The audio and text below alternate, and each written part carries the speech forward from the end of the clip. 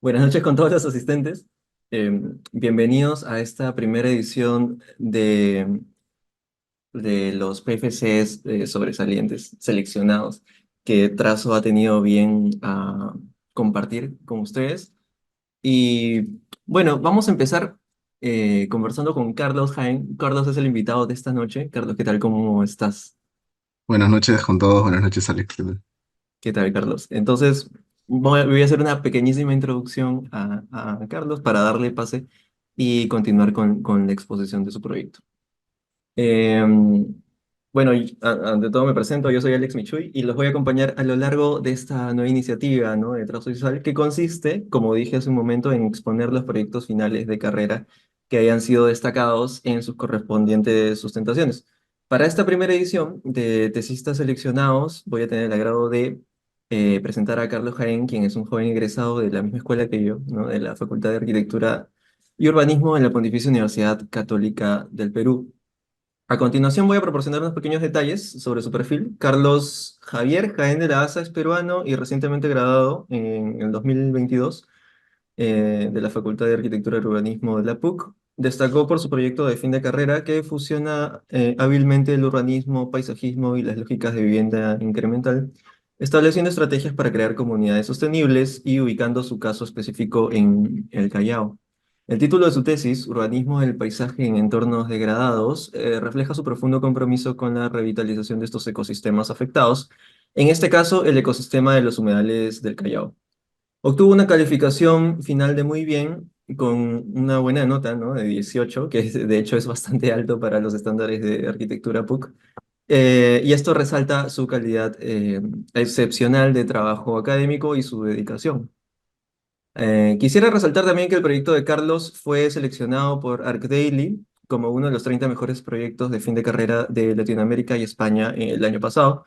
Adicionalmente, Carlos participó en la exposición de su proyecto de PFC en Urban Wet Lab, está, este año, un evento organizado por la PUC en colaboración con la Universidad Politécnica de Madrid y la Pontificia Universidad Católica de Chile, la Universidad de Antofagasta y la Agencia de Investigación y Desarrollo. Agradecemos la gentil predisposición de Carlos Jaén para esta exposición y esperamos una charla enriquecedora para todos. Así que nada, adelante, Carlos, te dejo con tu público. Gracias Alex, gracias a Trazo por la oportunidad, ¿no?, de poder compartir nuevamente este trabajo, que la verdad le tengo bastante cariño. Y nada, voy a empezar compartiendo la presentación. Justo como estaba comentando con Alex al inicio de la presentación, esto no es una, esto es en parte una exposición como normal, acá, pero al mismo tiempo siéntanse con total libertad de preguntar en cualquier momento.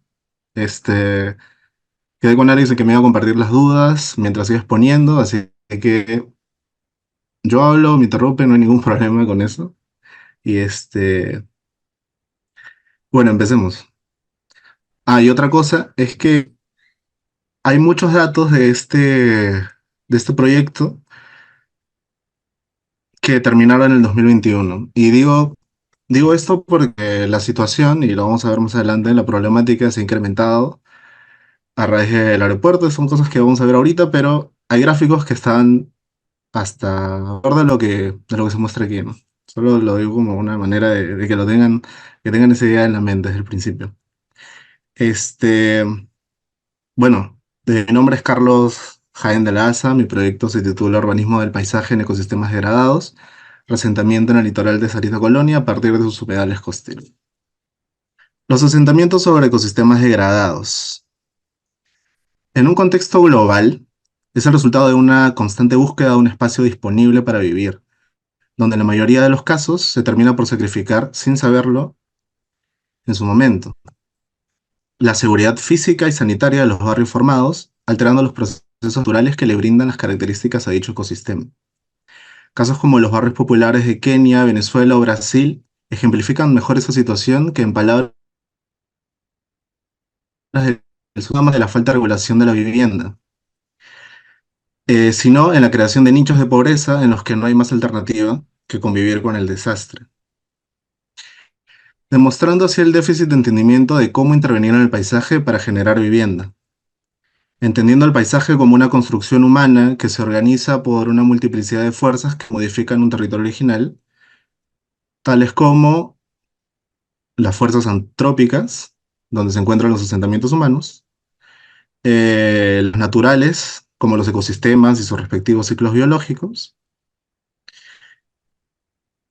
Y partiendo de esto, el proyecto pretende indagar en las capacidades del urbanismo y la arquitectura para intervenir de manera equilibrada estas fuerzas transformadoras, ¿no? Que siempre están en constante lucha, por así decirlo. Donde no solo se interviene un asentamiento degradado, sino también un ecosistema de humedales invisibilizado y desaprovechado. En este sentido, ¿qué transforma el paisaje del litoral central del Callao? Ubicado al noroeste de Lima, comprendido en la intercuenca del Rímac y el Chillón, el litoral del Callao se ha venido urbanizando sin tener en cuenta el potencial ecológico que tiene, debido a su, debido a su gran proximidad con la napa freática de Lima, la cual genera un corredor de humedales a lo largo de su litoral. Seguramente conocen son mucho más populares los humedales de Ventanilla, ¿no? Porque han estado un poco más alejados.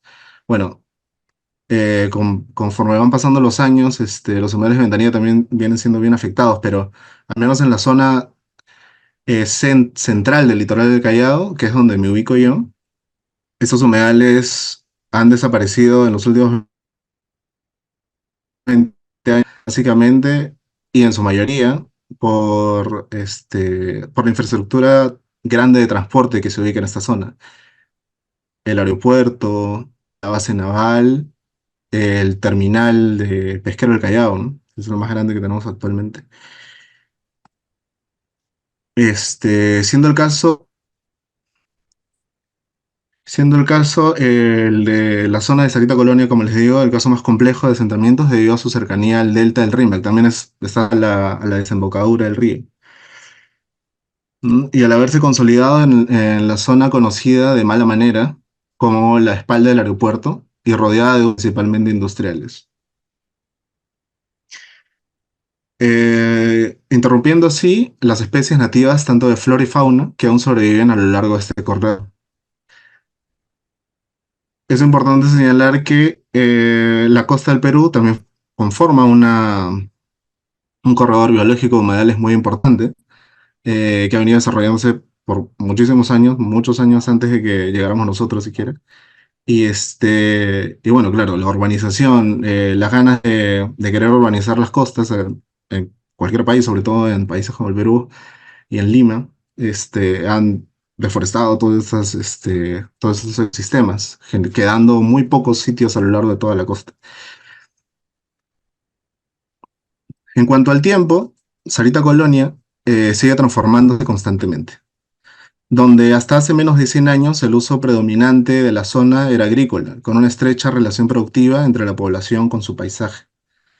Sin embargo, la búsqueda de oportunidades tanto residenciales como industriales modificó la zonificación en poco tiempo, dejándonos hoy un litoral que crece constantemente debido a procesos de arenamiento, tanto naturales por sedimentos como artificiales por desmonte, creando así cada vez más espacios de oportunidad sin regulación alguna, tanto en lo urbano como en lo natural.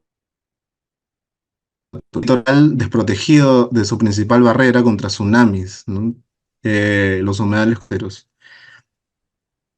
Algo que me gusta hacer un poco más de hincapié en esta secuencia historiográfica es que este crecimiento, como mencioné antes, se da básicamente de dos formas. La natural, que es el tema de el delta del Rímac. La desembocadura genera que constantemente, cada vez que el río sufre alteraciones de clima como fenómenos del Niño, toda esa agua, esa tierra, todo ese suelo desprendido que viene desde muchos kilómetros más arriba,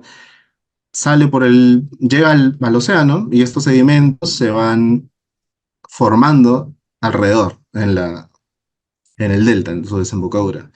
¿Y qué está al costado? Sarita Colonia, ¿no? Entonces, todos estos sedimentos se van van como que pegándose de alguna manera a la costa y y esta costa va creciendo.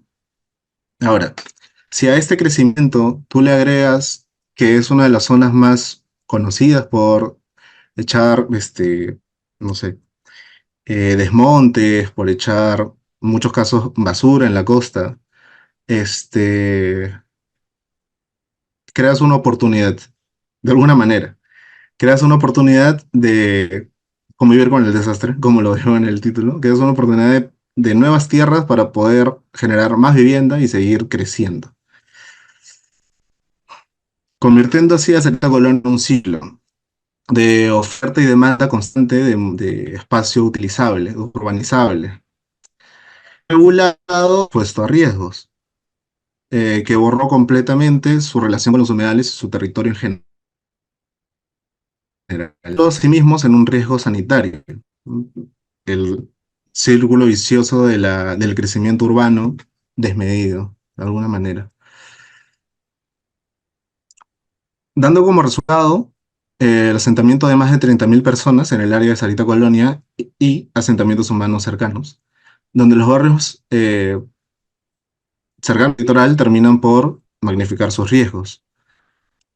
Barrios como Tiwinza, Bolognesi, Carrión, y con más de, contienen más de 7.500 personas viviendo en poco más de 1.000 hogares, un tema de hacinamiento también, conviviendo con una fuerte presencia de contaminación debido al segregado que está esta zona del resto del Callao, ocasionado principalmente por no saber cómo manejar los recursos naturales del lugar y seguir invirtiendo solamente en megaproyectos como la ampliación del aeropuerto Jorge Chávez. Con estas imágenes represento básicamente cómo es que Cerrito Colonia se convierte de alguna manera en una especie de isla urbana, ¿no? Teniendo límites en todos lados. No sé si se han podido pasar por Néstor Gambetta, que es la avenida que próximamente seguramente va a ser uno de los ingresos principales del aeropuerto, de la ampliación. Néstor Gambetta de por sí es un límite fuerte para salir de Colonia. Es una avenida pesada donde pasa transporte pesado todo el tiempo. Hacia el otro lado tienes la base naval con el río Rímac y hacia el otro lado tienes un montón de industria. Entonces, ahorita a Colonia solo le queda crecer hacia el frente, hacia el mar, como lo estaba mencionando anteriormente. Esta problemática resalta la importancia del uso del suelo y cómo poder intervenir a partir de una nueva regulación de este, haciendo necesaria su intervención tanto en escala territorial como en barrial. Analizando, perdón, por un compañero de la universidad, un dron. Acá puedo hacer un paréntesis porque tomar las fotos acá fue un poco complicado, no por el tema de que pueda ser riesgoso, sino porque este, por la base naval y el aeropuerto, ¿no? O sea, técnicamente estamos bien ajustados como para sacar unas buenas fotos en que Carlos, nos digan Carlos, algo, ¿no? quería Dime. interrumpirte ahí un minuto, porque sí, o sea, sí sabemos los que hemos tratado de mapear la ciudad un poco con dron, que a veces hay zonas Ujú. en que están, o sea, están restringidas, están prohibidas de volar, ¿verdad? Claro, sí, Entiendo que pues. tú estás en una zona complicada, no solamente porque es complicada, sino también porque hay una zona restringida, militarizada, ¿no? Que es la base naval del Callao. ¿No? Exacto. Cómo resolviste ese tema? ¿O cómo convenciste a tu amigo del dron para que vuele por ahí? No, de hecho fuimos, bueno, no sé si la palabra es pecar de ignorante, pero fuimos con toda tranquilidad y pues calma interior, ¿no? De pensar que no iba a pasar nada. Y pero recuerdo que a él en su máquina de dron, bueno, yo nunca he dado dron, pero recuerdo que a él le salía como que una zona restringida en su misma pantalla. Entonces le señalaba que todo estaba rojo. Pero pero pudimos conseguir un punto, ¿no? Un punto en el que podíamos estar legalmente jugando, por así decirlo, ¿no? que fue en Sarita Colonia, ¿no? Cerca de la playa. Claro, Pero sí, no, claro. imágenes de otras zonas sí no podíamos sacar. Eso también determinó un poco tu zona de estudio, o sea, la imposibilidad de volar en algunas partes, o no? Eh, Menos mal no, no creo que me haya imposibilitado porque justamente obtuve lo que quería, ¿no? Que era los límites de Sarita Colonia en ese momento, que es lo que la rodea. A la base naval, bueno, sí, me hubiese gustado tener fotos de la desembocadura del Rímac, por ejemplo. Hubiese sido bacán poder acercarme un poco más. Eh, Se hubiesen hecho pucha, gráficos explicativos mucho más, más ricos, tal vez en el sentido de que ves más de cerca los humedales, ves más de cerca el tema este de los sedimentos que estaba explicando en su momento. Eh, y eso básicamente. Claro, bueno, no. Dale, era una curiosidad. Si alguno de los participantes también tienen preguntas al respecto, vamos a hacer este tipo de intervenciones porque estamos en una exposición extendida, ¿no? Más descansada. No vamos a ir al ritmo del PFC como ya se dieron cuenta. Así que continúa, por favor, Carlos. Dale. Justamente estamos acá en... Bueno, vamos a explicar un poco esta imagen porque la verdad es una de mis favoritas. En la parte del fondo tenemos la ampliación del puerto. Esto es inicios del 2021, si no me equivoco. Actualmente el aeropuerto ya está, me parece, 80% construido, al menos esta nueva área, ¿no? De, sin, o sea, sin tener en cuenta los edificios, de los hoteles que quieren construir, eso todavía no está, el puente, eso no está, pero al menos eh, lo que es el aeropuerto en sí ya está construido. Acá no aparece, lastimosamente, tendrías que regresar de nuevo para poder tomar otras fotos. Y Y lo que les explicaba un poco, ¿no? Al menos en esta foto se nota el alto contraste que tiene Sarita Corona con los humedales. Básicamente lo que mencionaba antes era que Sarita Corona está sobre humedales, o sea, está después de los humedales por una capa gruesa de desmonte y ahí vienen las casas, ¿no? Que es un riesgo bastante fuerte. Y vamos a hablar de eso un poquito más adelante, de cómo se estructura la vivienda. Esta es la base naval. Casi el 90% de todo el área sigue siendo humedales. No sé si los consideran. Me parece alguna vez que lo vi que querían, que en algún momento consideraron hacer una especie de reserva, pero nada, sigue siendo privado. No puede pasar por ahí como en los humedales de Ventanilla, los pantanos de Villa, muchos ríos. Bueno, eh, analizando más a detalle la célula de la problemática, el cual termina por ser el emplazamiento de la vivienda. Es lo que más, lo que está más en riesgo, ¿no? Constituida por una capa de desmonte que la separa del nivel alto del acuífero de la zona. El acuífero es lo que demanda la cantidad de agua expuesta que vas a poder ver en el nivel cero, por ejemplo, de tu terreno, ¿no? Entonces, mientras más cerca del acuífero esté del nivel cero del suelo, más agua vas a poder ver. Se pueden generar lagunas, se pueden generar humedales, como en este caso, dadas Y, las características de la zona. Carlos, Dime, ¿cuál es la diferencia entre acuífero, napa freática y escorrentía?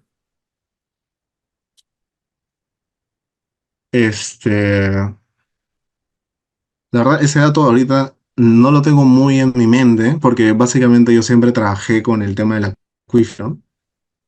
Te lo podría ver para el final, tal vez, Ah, dale, no te porque no quiero poner quiero en aprieto, solo es una curiosidad.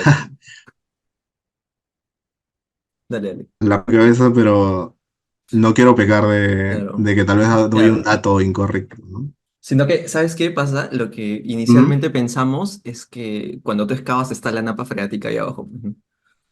Entonces, Claro, cuando no. sueltas el término acuífero ya me descentras un poco. Pero sí, Ujú. sí, sí te entiendo. Dale. No. Claro, en el Callao, si tú ves un mapa, prácticamente toda la zona de la costa tiene el acuífero ahí nomás. O sea, Ujú. el Callao es como una lámina delgadita de tierra que flota sobre el Océano Pacífico. Claro. O sea, aclaremos que Este, esto es agua dulce, ¿verdad? sí, agua dulce. Ya, está bien. Sobre todo la costa, ¿no? Por eso es que salen los humedales en esta zona, en toda la costa del Callao, de Lima en general.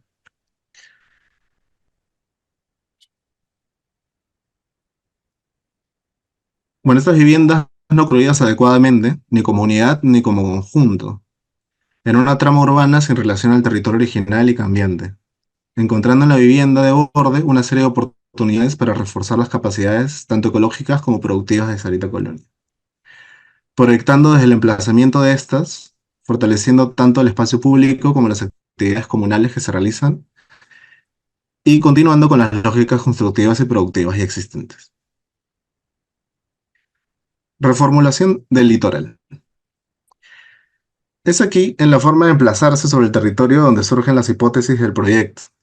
Es una parte bastante divertida, por así decirlo, porque fue cuando empecé a explorar las capacidades del paisaje, y cómo poder jugar con él de alguna manera con las lógicas que previamente había mencionado.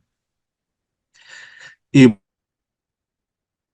pues de irme a lo más extremo que se podía lograr, es que de alguna manera mezclas lo artificial de la arquitectura o el urbanismo junto con el crecimiento de la costa, por así decirlo, ¿no? De las lógicas de crecimiento de la costa, encontrando así una oportunidad en una reformulación del paisaje del litoral, empezando a entender la importancia del río Rímac en Sarita Colonia y cómo este provoca el arenamiento natural del litoral cada vez que ocurre el fenómeno del Niño y se transportan los sedimentos hasta su desembocadura. Analizando casos en España o Egipto, una manipulación controlada de este efecto podría generar grandes beneficios ecológicos, no solo urbanos, sino metropolitanos. Pero claro, el costo de esto sería inmenso, ¿no? Ahora, ¿cómo es que puedes manejar estas herramientas? Ahí es donde empezaba mi curiosidad, por así decirlo. Claro. Este, logrando controlar el proceso de arenamiento mediante dispositivos construidos como rompeolas frente al litoral y así regenerando y consolidando los humedales que naturalmente deben existir en la zona. Pero entonces la intervención terminaría por afectar no solo a la zona marina, sino también a los asentamientos cercanos a este, teniendo que adaptar el borde costero para desarrollar un proyecto en conjunto. Entonces, la visión del proyecto es como una transición, ¿no? O sea, el proyecto busca generar una correcta transición entre lo urbano y el mar. Y que hay en el centro, los humedales, y lo que se busca es cómo aprovecharlos, tanto ecológicamente como para generar una nueva construcción del país, o esta fase del territorio costero, creando así un litoral equilibrado y reivindicado tanto con la ciudad como con sus asentamientos, reduciendo los riesgos tanto estructurales como sanitarios, dejando así una serie de posibilidades, las cuales causarían distintos efectos en mayor o menor medida según las necesidades del contexto, ya sea enfatizando su valor turístico o reforzando actividades pesqueras, o indagando en una correcta disposición de trama urbana de borde que sirva como transición entre el litoral transformado y el resto del asentamiento. Esas imágenes que he mostrado y estas que estoy enseñando ahorita no son el proyecto, pero son parte del proceso de curiosidad que tuve, ¿no? Claro. Durante el taller. O sea, se entiende que son como imágenes objetivo, ¿no? Que más o menos detonan la dirección que va a tomar el proyecto. O sea, es una aproximación inicial, Claro, digamos. yo creo que algo fundamental con estas imágenes, ¿no? Fue el no tener miedo de explorar Claro. todas las posibilidades, así te parezcan. que no tienen sentido o que no se pueden lograr ni en un millón de años. Ujú, claro. Tipo, Esta, sí, sí, sí, dime, dale, dime. dale. No, no, no, continúa. Este, y creo que esta fue la fase más divertida, por así decirlo, del proceso de la tesis. Todo esto lo vi en Ter 9. Este, y nada, me pareció muy chévere. Y no solo con Esa que proyectos pusiste me parece urbanos o de alucinante. paisaje. Esa me parece ¿Cuál? alucinante. Esa. No, la anterior, la de.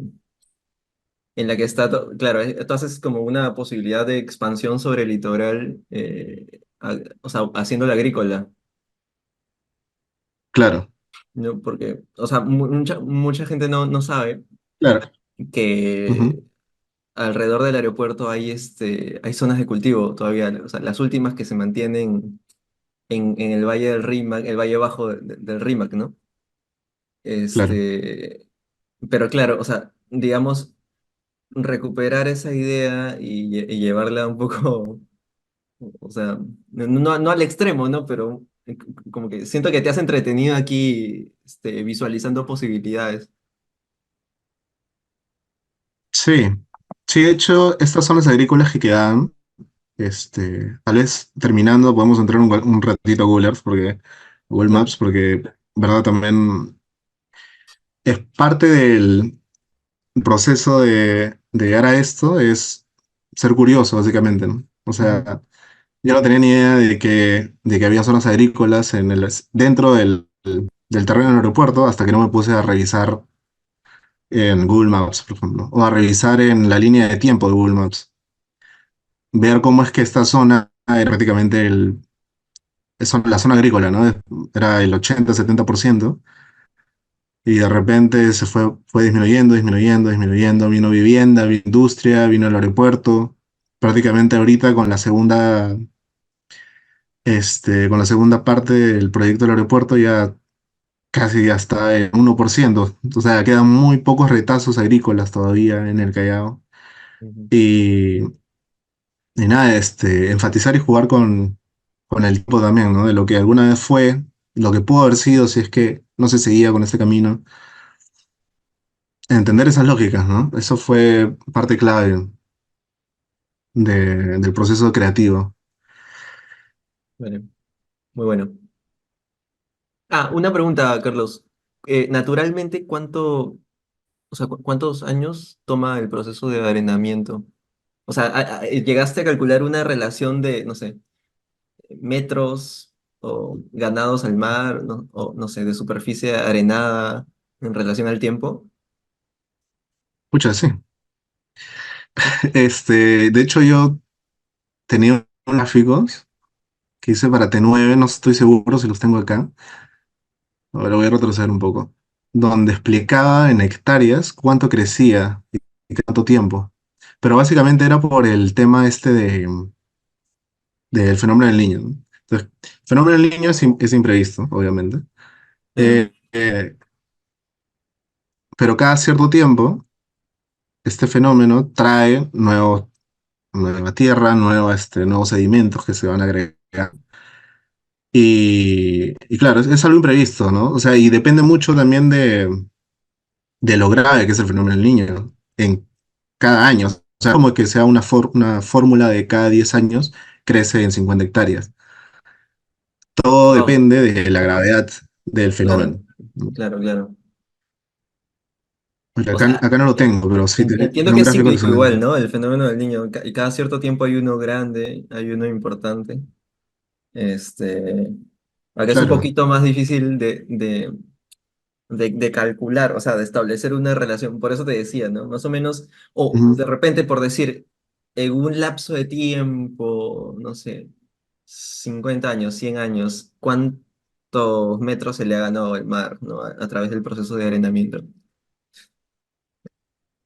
Sí, ese dato pucha, lo tengo que buscar, está entre mis archivos de Taller Claro, 9. Pero sí, te tenía así el crecimiento en una barra de años claro, claro. por Ya, hectáreas ganadas. Puta, bacán, pero sí, al final no lo coloqué. ya, dale, dale, dale, no importa. Entonces, Continúa, por favor. bueno, Ahí está, ¿lo has visto? Bueno, pasamos a las estrategias proyectuales, los ordenadores del paisaje, como yo los llamaba. Como había mencionado al inicio, el paisaje está conformado por estas fuerzas, tanto naturales como humanas, por así decirlo, creadas por el hombre, construcciones. Y y a esta le quise agregar una, que es el ordenamiento activador. Tenemos el ordenamiento urbano, la fuerza, como mencionaba, creada por el hombre, el ordenamiento territorial, que vienen a ser los humedales, en este caso, la costa, y el ordenamiento activador, que más que nada existe por el simple hecho de querer engranar esta zona, porque de nada sirve ser tremenda infraestructura si es que no puedes brindar algo para el futuro. O sea, ya sea temas turísticos, ya sea para temas productivos, temas para generar nuevo suelo correcto para hacer más vivienda o lo que fuese, el ordenamiento activador está ahí presente para darle continuidad al proyecto, ¿no? Para que no solo se estanque en ese momento, que se generen humedales, bacán, y que se genere, no sé, pues, corredores para las aves y que eso quede ahí, sino que tanto la naturaleza como el hombre puedan seguir creciendo de una manera controlada y sobre todo para el hombre, ¿no? O sea, para el habitante de esta colonia. Este, Se producen tres estrategias que ordenan el proyecto, las cuales son progresivas entre sí. O sea, cada estrategia, desde la fuerza uno hasta la fuerza 3 va ocurriendo en etapas distintas del proyecto. Parte del paisaje, de entender el paisaje, también es entender que no es algo que existe como una fotografía, sino que es algo que está en constante cambio. Y al ser algo que está en constante cambio, es lo que quería representar también en mis estrategias, ¿no? Son estrategias que no empiezan todas al mismo tiempo, sino son fases.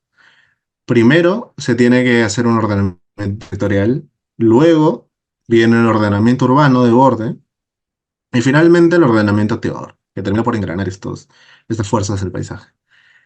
Este, Empezando por el territorial, donde se busca regenerar humedales costeros a través de la domesticación de las dinámicas de drenamiento por medio de rompeolas de piedra frente al lineal y el desplazamiento de desmonte a esta zona. El segundo es el urbano, que busca incluir y aprovechar los humedales como ordenadores del tejido urbano y así generar codependencias productivas a partir del previo modelado del territorio, emplazando la vivienda y siguiendo formalmente el borde original sin relleno. Y finalmente el ordenamiento activador, que busca fomentar el mantenimiento y protección de los humedales regenerados, articulando el proyecto en conjunto y modificando el imaginario preexistente de la relación entre los asentamientos sobre ecosistemas degradados, integrando así estas ideas para formular un proyecto cambiante en el tiempo, progresivo, tanto en humedales como en vivienda, que se acople a las lógicas del paisaje de Sarita Colonia y que mejore las relaciones con el resto de la ciudad mediante sus ejes y sus vías, Yo quiero, generando así dos grandes espacios. Dime. y perdón que te interrumpa, pero es que en esa Dime. última, puedes regresar por favor a la diapositiva anterior. Este, aquí ya estás mostrando, digamos, tus tres estrategias o las tres instancias de la estrategia de cómo abordar el proyecto. O sea, qué importante es plantear la cuestión del Agrupadas. paisaje, ¿no? O sea, o sea, entender que el paisaje es una cuestión que va cambiando, ¿no? En el tiempo, que es una mirada más contemporánea que decir que las cosas se queden como están. No sé si me entiendes, que es Exacto. como antes, o sea, los arquitectos del siglo pasado que decían las cosas van a ser así y así tienen que funcionar. O sea, entiendo que tienes una sensibilidad más hacia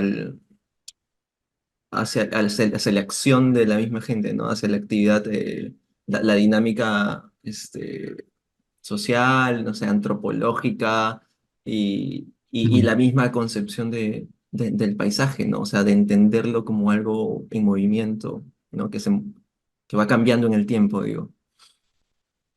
Claro. Eh, Sí, sí, sí, no, o sea, solo para aclarar eso que me parece súper, súper importante. Dale. Gracias. No, es que, obviamente, o sea, el tiempo dentro del paisaje es básico.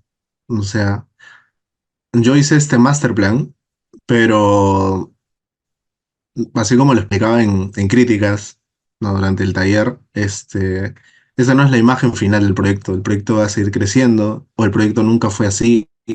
Antes no tenía tantos humedales, antes tenía, o después va a tener más algo todavía. Pero claro, eso es una foto de algún momento cuando las cosas funcionan bien. Desde ese momento, Dale. por así decirlo, se tomó una foto y se hizo el master plan. Mm, Pero sí, viendo que esto cambia. Cambia y más si es que tienes temas urbanos que van en crecimiento de alguna manera y temas naturales que también van en crecimiento de otra manera. claro. Claro, es más que todo proponer el sistema, ¿no? Dentro del cual va a Ujú. empezar a funcionar estas dinámicas, van a empezar a, este, a cohabitar, a interdepender. Me parece alucinante y también es como, o sea, es una mirada súper contemporánea y como decir, en verdad, esta indefinición o indeterminación, digamos, ¿no? Porque no estás planteando un escenario definitivo, ¿no? Como tú dices, de Ujú. repente aparece otro humedal por acá, ¿no? Y naturalmente, con el proceso de renaturalización, o yo qué sé, aparece otro humedal por allá, y el proceso de arenamiento. Entonces, me parece que es estar un poco abierto a la misma acción de la naturaleza, ¿no? O sea, digamos, en un diálogo con el ecosistema y no desde una imposición de superioridad moral, digamos. Bueno, dale, dale, perdón. Eh, bueno, generando dos grandes espacios que compensarán lo perdido del ecosistema en los últimos años, donde la más cercana al río Rímac será un área protegida de humedales, a la zona izquierda de la imagen, y la segunda, a la derecha, un parque público con espacios de usos tanto barriales como metropolitanos. Eso en este sector que les estoy enseñando por el momento también. Y resentando también las familias en mayor riesgo para proponer nuevos barrios transicionales, formulando tanto Tiwinza como Bolognesi y Carrión, que son los barrios de Sarita Colonia que están mucho más cerca y mucho más riesgo, a, ya sean sanitarios, estructurales, ¿no? Porque las casas, como les comentaba, ¿no? El tema de la cimentación es bastante riesgosa. El tema de su relación que tiene con los humedales también tiene que ser bastante controlado. Y a ver, es así como a través de un sistema de generación de humedales, donde van apareciendo componentes con usos que enriquecen a la vivienda y a las familias de Sarita Colonia, pero que también se relacionan con las capacidades que tiene el proyecto como agente mitigador de riesgos y como impulsador del cuidado del ecosistema, a través de las otras relaciones que también eran involucradas como la flora, la fauna, el estado y los análisis arquitectónicos necesarios para que esto sea factible.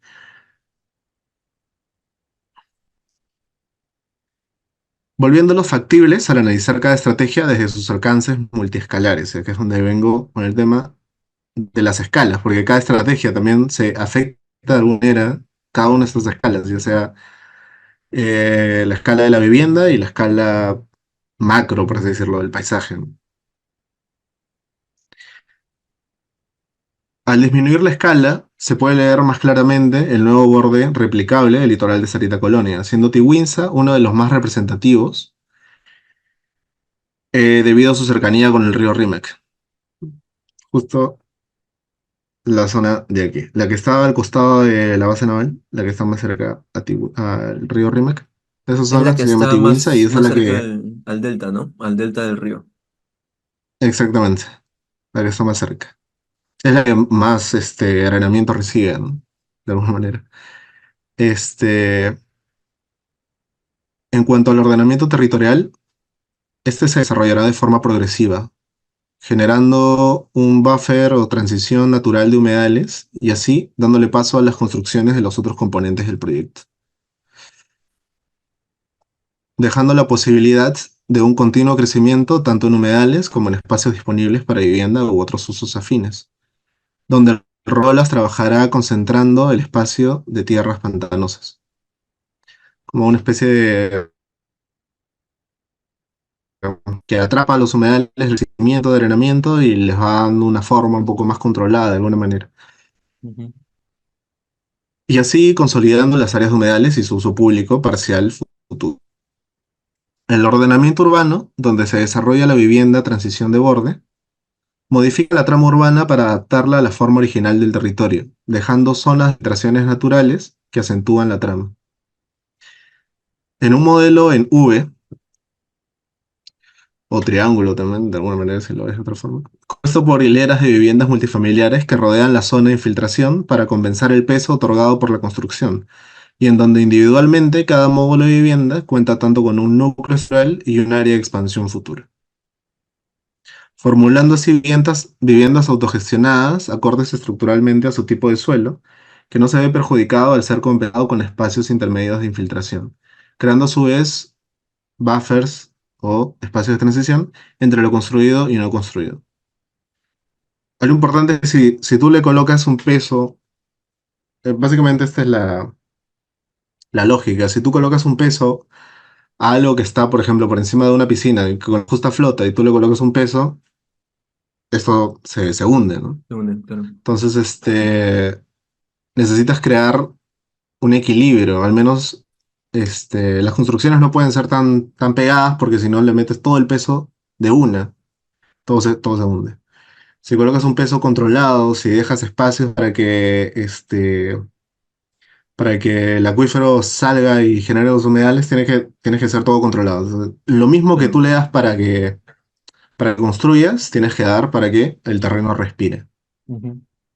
Interesante cómo, o sea, quisiera ver igual más adelante el sistema constructivo, pero Ujú. yo esperaba una platea de cimentación, ponte, no sé por qué, porque lo asocié inmediatamente con las casas de playa y la arena, pero igual, o sea, me gustaría ver cómo lo resuelves más adelante. Y esta palabrita buffer, ¿no? Que la he escuchado tanto también en otros proyectos. A ver. Que en verdad termina siendo, en verdad es una transición, ¿no? Y entiendo lo de multiescalar porque tienes esta franja de viviendas, ¿no? A una escala más urbana. Y luego dentro de la misma vivienda hay un buffer o sea, hay una transición, digo, entre tipos de viviendas, entiendo. Están como Ujú. enfrentadas y se crea como un espacio compartido, un espacio colectivo que es este callejón o a manera Exacto. de vía intermedia. ¿Qué es un buffer? Ahí preguntó Noelia, ¿qué es un buffer? Exactamente lo que estamos hablando, Noelia. Es una zona o un espacio de transición, ¿no? Pero también podría ser en este caso eh, la vivienda, ¿no? La vivienda está funcionando a manera de buffer, ¿no? Como transición entre el tejido urbano y el litoral, entiendo. Eh, Exacto. Como ¿No? mencionaba al principio, o sea, de hecho, podría decirse, si es que estamos en ese camino, que Ujú. todo el proyecto es un super buffer. O Ya. sea, por así decirlo. Todo es una transición de algo, ¿no? O sea, ya sea del mar a la costa, de la costa a la vivienda, que a la vivienda Ujú. propuesta, y de la propuesta a la vivienda preexistente. Entonces, todo es algo que necesita lo otro para que, para que la ciudad pueda llegar a los humedales. Claro, claro, claro.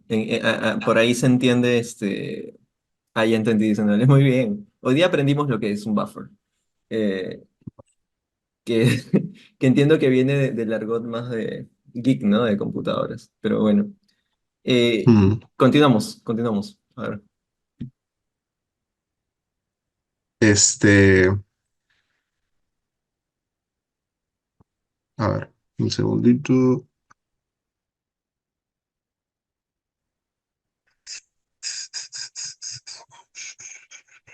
Formulando así viviendas autogestionadas, acordes estructuralmente a su tipo de suelo, que no se ve perjudicado o es compensado con espacios intermedios de filtración, ¿no? Lo que mencionábamos antes. Este, y otorgando a todas las viviendas de borde una estrecha relación visual con su paisaje, apoyándose de la disposición en V de las manzanas. O sea, también muy aparte de que o sea, la formulación en nube viene básicamente porque así se ha ido generando el territorio, como que en una secuencia de Vs a lo largo de toda la franja costera. Por eso que la vivienda toma esa forma Mm, y al mismo tiempo aprovecha para que todas las casas de alguna manera siempre estén conectadas con su paisaje visualmente. claro. A mí me pareció bonito, por así decirlo. Aprovechando también los parques y equipamientos preexistentes como transición. Estos parques existen, los unen a la trama, a la nueva trama que estoy generando. Mm, Entre los lotes propuestos y las viviendas mejor consolidadas, vinculándolas mediante el espacio público en común. Entonces, este espacio público se vuelve la transición que tienen esta nueva trama con la trama que existía antes. Como mencioné anteriormente, el proyecto es progresivo en tiempo y la vivienda se nutre de este concepto al proponerla como con una posibilidad de ampliación, sí, las lógicas de construcciones actuales con materiales ligeros. Con una cubierta ligera con planchas de madera y cubiertas de chapa para la zona de expansión, una losa aligerada para techar las zonas dentro del núcleo, el cual se propone de concreto armado reforzado para los altos niveles de humedad, un área de expansión que se desarrolla sin estructura, estará amarrada a las columnas de concreto propuestas. Los paneles de expansión trabajan como tabiquerías hechas de listones de madera triple y paneles de totora elaborados en el equipamiento educativo. Cimentación con zapatas corridas en el núcleo para disipar más las cargas sobre el terreno húmedo. Finalmente, áreas comunes entre los grupos de vivienda como expansiones familiares para negocios, huertos o zonas de descanso público. Cada vivienda pasa por 4 fases de construcción donde la primera etapa comprende el momento de la limpieza del desmonte, del borde y el respectivo trazado del lote. Una segunda etapa donde se inicia la construcción del núcleo y el esqueleto que soportará las áreas de expansión, cimentación, muros y columnas. En tercer lugar, las necesidades particulares de la familia. Se regulará la disposición de los paneles o tabiquería en segundo nivel. Finalmente, el anclaje de los respectivos paneles repitiendo el mismo sistema para el tercer nivel y último de cada vivienda, con el máximo de 3 pisos. Este sistema de construcción deja un catálogo de variaciones siguiendo una misma base modular con lógicas constructivas existentes, variando según la estética que se le quiera dar o la densidad de personas que vivirán en él. O también de acuerdo al carácter productivo que se quiere dar mediante zonas de expansión o reduciendo el primer nivel al máximo para una planta libre, tal vez para un negocio, para estacionamiento, o también encontrando más variaciones al combinar necesidades productivas con densidades distintas o al querer subdividir un módulo en viviendas independientes más pequeñas, tal vez. claro. Por Sí. último, Ah, ya el estás pasando de estrategia, ordenamiento. ¿no? Estás saltando de estrategia. Sí, Así que es quería mencionar algo dentro del desarrollo de... O sea, entiendo que podrías volver una diapo, otra diapo más. Que estás desarrollando el dispositivo que se va adaptando a la necesidad, ¿no? O sea, esta lógica incremental entiendo que la recuperas de Aravena y, y bueno, de todas las propuestas anteriores a él, ¿no? Que, ujú. que una de ellas fue Prey, por decir una, ¿no? Pero, claro, pero entiendo que estás aterrizando las lógicas urbanas que ya existen, ¿no? Que son preexistentes, porque ya en Lima tenemos una necesidad de crecer, ¿no? Constantemente, al menos en cuanto a la vivienda. Y entonces tu cimentación está pensada para esta expansión, pero controlada, digamos, ¿no? No es como una lógica de expansión infinita como, como en algunas periferias de Lima, ¿no? Que pueden llegar hasta los 5 6 7 no sé Ujú. cuántos pisos. ¿Cómo o sea, cómo te aproximaste a eso y cómo resolviste la cimentación? Que yo te decía que esperaba una platea de cimentación. Eh, yo recuerdo que en el taller habían momentos en los que traían invitados, ¿no? Traían invitados de distintas especialidades. Ujú. Me tocó conversar con gente que trabaja tipo haciendo viviendas para el Estado, gente que trabaja, geógrafos, gente que tiene que ver con temas de protección de ecosistemas, ¿no? Y básicamente todo surge o todas las ideas surgen a partir de esas conversaciones, esas críticas. Este, claro, ellos me mandaron a hacer el tema de la cimentación puntual.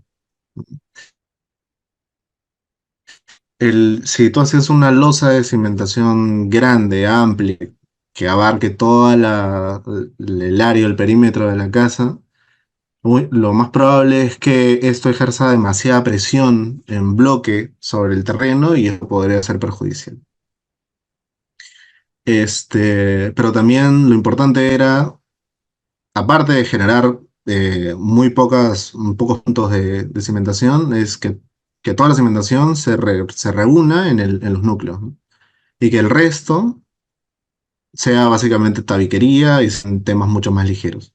Entonces, todo el esfuerzo se va al núcleo, ¿no? Que es básicamente lo que Claro, también voy a darle un poco más de tiempo a este gráfico. En claro. este gráfico, Ahí se ven, por ejemplo, este, zapatas, ¿no? Para las columnas, pero abajo veo una zapata corrida. sí, una zapata Entonces, corrida, que es para el núcleo, ¿no? para el núcleo, claro. Y el resto de Solo columnas para el tienen núcleo, una zapata, digamos, para cada columna. para cada columna. Sí. En el resto de eso. O sea, yo lo decía Es- más porque, claro, en el núcleo, digamos que concentras el mayor peso de tu estructura, ¿no? Las cargas, sí. Claro, y las otras columnas ya, digamos que reciben una carga menor.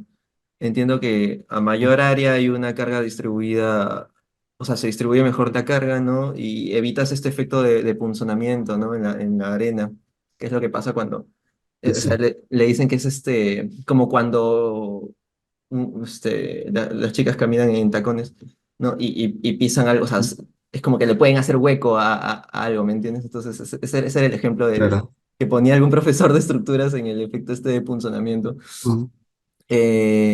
No sé si llegaste a calcular eso, pero bueno, o sea, entiendo que es una estrategia esta de hacer como la cimentación corrida, ¿no? Que es a manera de ya, o sea, con la intención de distribuir la carga y evitar que el mayor peso simplemente decante en un solo punto, ¿no? Eh, Claro. esa era una de las cosas que me venía a la mente cuando veía tus gráficos. Y también Ujú. cómo establecer un límite, porque la idiosincrasia del peruano es siempre incremental, o sea, es inherente ya al peruano, o bueno, al limeño, no sé si a todos los peruanos, no, pero al limeño por lo menos, si tú no le pones un límite, va a seguir creciendo infinitamente y no le va a importar si tu estructura resiste o no 5 6 7 8 pisos, ¿no? Es decir, por algún Claro. motivo, no sé, recibe una herencia, se gana la tinca, no sé, tiene plata, Ujú. en su vivienda va a ser un hotel, ¿no? Sí, Entonces, sí, es lo más entonces, probable. pero Aravena, ¿qué hacía? Le daba fin, ¿no? A la casa, le daba una cubierta. Ujú.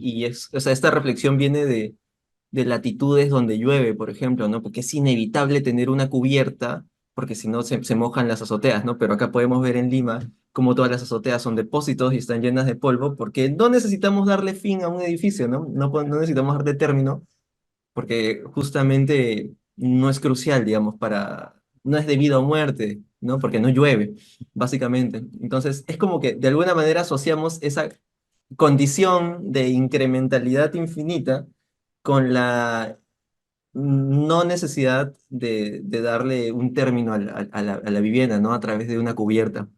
Y por eso es que o sea, yo rescato que tú le das una cubierta, ¿no? En algún momento.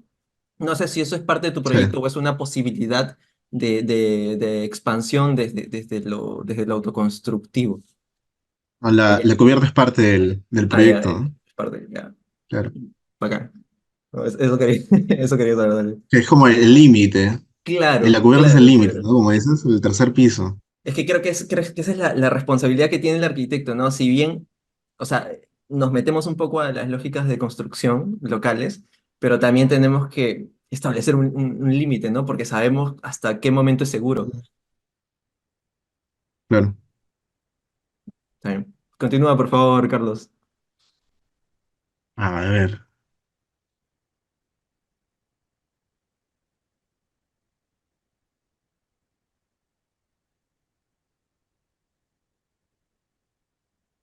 Bueno, por último, el ordenamiento activador que articula el proyecto y actúa sobre los bordes marinos y urbanos propuestos, contando con un módulo de equipamiento educativo por cada barrio que cumplirá con afianzar a las familias con el nuevo entorno propuesto, con talleres, espacios comunales, comercio, asesorías, bioindicadores para el control de plagas y conservación de humedales.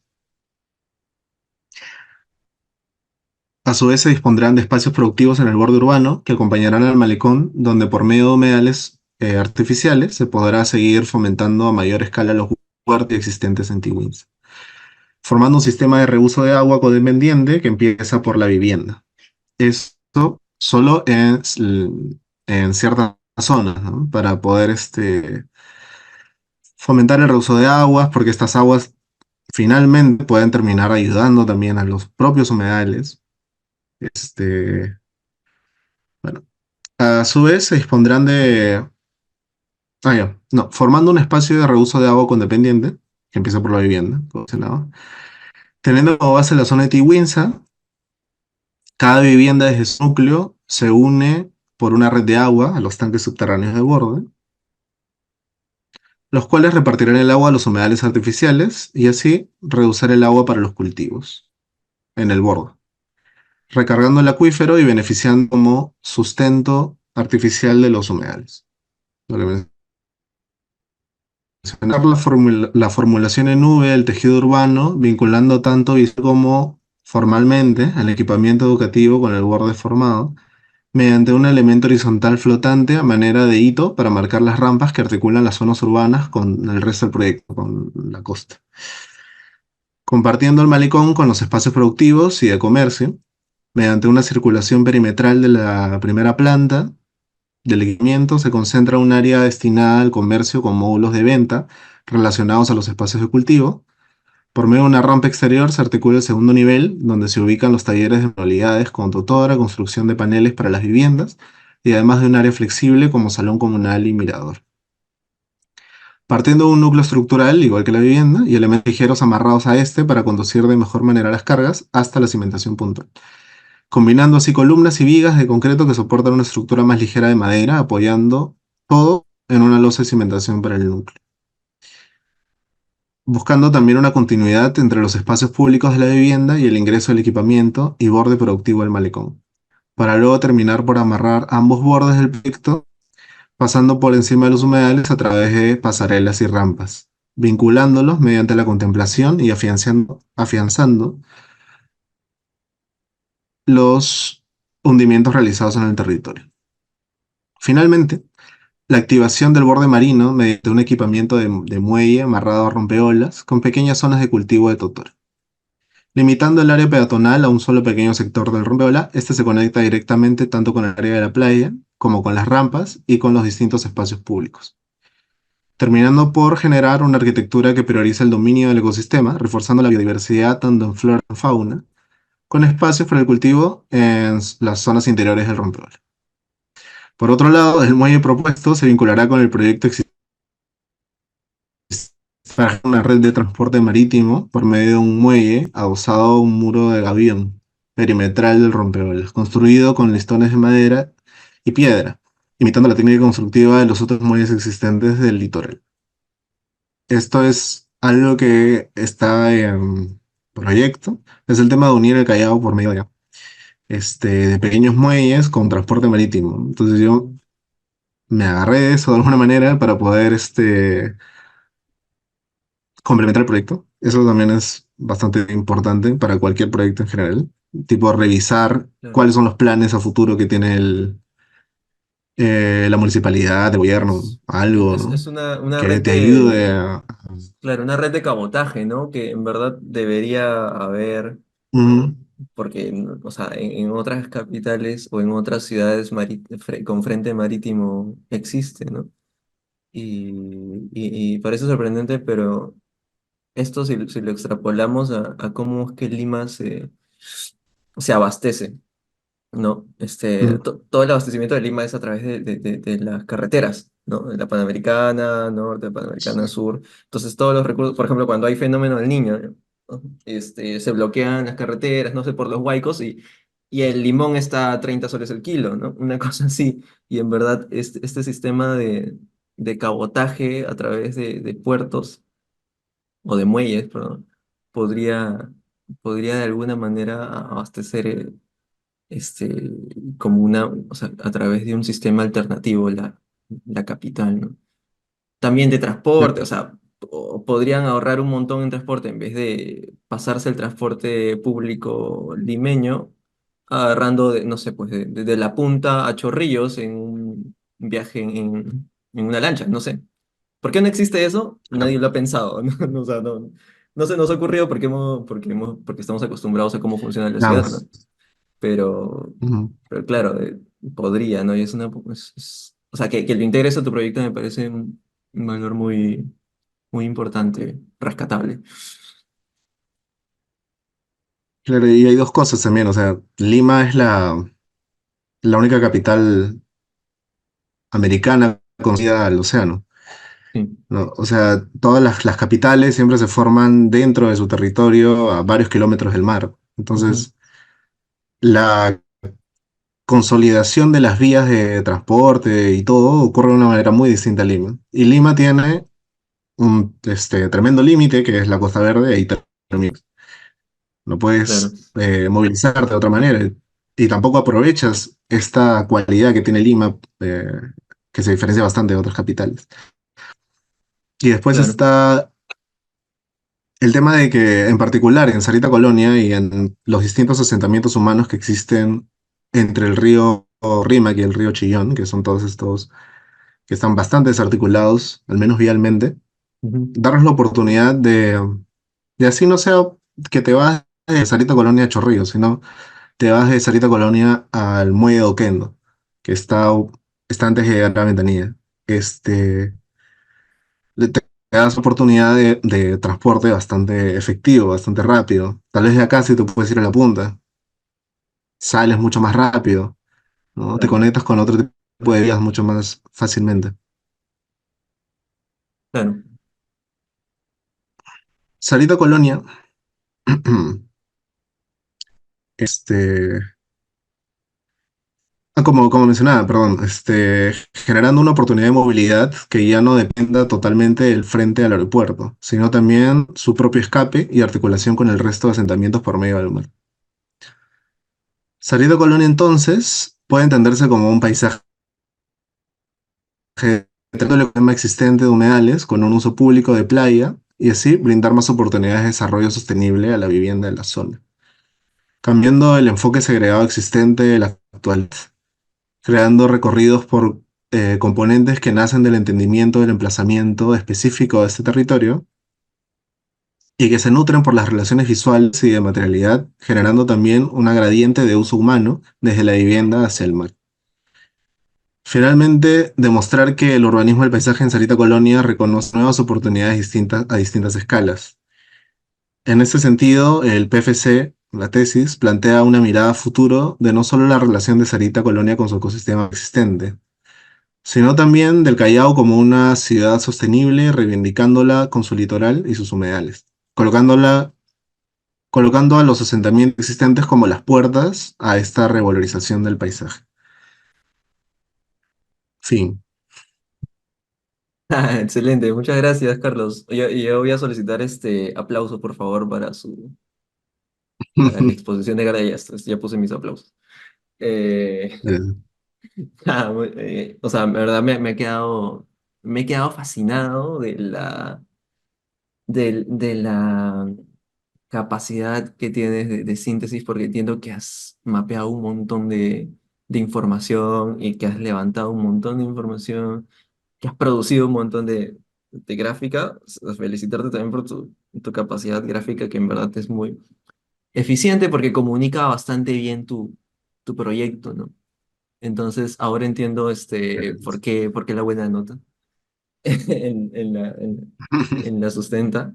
De verdad que bastante interesante porque, o sea, como tú dices, es una estrategia que se puede replicar, ¿no? A lo largo del litoral costero de Lima, ¿no? Sobre todo, o sea, porque nosotros al menos, o bueno, el ciudadano de a pie no está muy entendido de esta relación, porque para empezar, si van a la playa de Miraflores, Barranco Chorrillos, y esto es, y no conocen qué más sucede allá, ¿no? O sea, entiendo que o sea, conocen la avenida, ¿cómo se llama esta costanera, ¿no? Que llega hasta el Callao. Y algunos conocerán la punta, pero nadie se imagina qué sucede más allá, ¿no? Como detrás del aeropuerto en este caso, o en las playas de Ventanilla, ¿no? Porque entiendo que es una situación, Ujú, un poquito más precaria, urbanamente y también socialmente, ¿no? Hay una situación ahí complicada que está un poquito dejada de lado y es porque en verdad la ciudad de Lima, como tú dices, si bien está o sea, le da frente al mar, pero está frente al mar, ubicada frente al mar, pero le damos la espalda al mar, a buena parte de este litoral, ¿no? Sobre todo la que mencionas o sea, ujú, del río Rímac para arriba, ¿no? Y es como, o sea, si nos ponemos a analizar históricamente el crecimiento de la ciudad, entendemos que hacia el norte siempre han habido una expansión de carácter industrial, ¿no? De carácter de barrios obreros, también de asentamientos, digamos, informales, ¿no? Y ha habido un proceso de asentamiento diferente, ¿no? A la Lima moderna que la mayoría está acostumbrado. Entonces, proyectos de este tipo nos hacen darnos cuenta de que en verdad hay un potencial, ¿no? Eh, para la ciudad, o sea, en este caso, la relación de este barrio, Sarita Colonia, o sea, el potencial que tiene como para ser regenerado y también estableces esta capa de los humedales que también estás poniendo en valor con una mirada, digamos, ecosistémica, ¿no? Y también estás como estableciendo un límite para la expansión urbana, ¿no? A manera de buffer o de transición, que ya, ya definimos un poco qué es el buffer. Y, y me parece súper valioso tu aporte, en verdad, desde tu proyecto de fin de carrera. Y no solamente te quedas con la vivienda, sino que también planteas esta serie de estrategias de intervención del borde mismo, ¿no? De la playa, el muelle. Entiendo que estos, a manera de espigones, ¿no? Que son gaviones, que también recuperan un poco ujú, las lógicas de cómo se construyen muelles aquí en Lima. Y también no dejas de lado la zona productiva, ¿no? O sea, digamos, el carácter productivo que entiendo tienen los humedales. Justo yo te quería preguntar qué tipo no sé, de cultivos se dan en estos humedales, ¿no? Porque entiendo que donde hay agua, donde hay un afloramiento de agua, se puede sembrar. ¿Qué se siembra actualmente en esta zona alrededor del aeropuerto, ¿sabes? sí, espérate. Por acá tengo la lámina donde podemos verlo de mejor manera.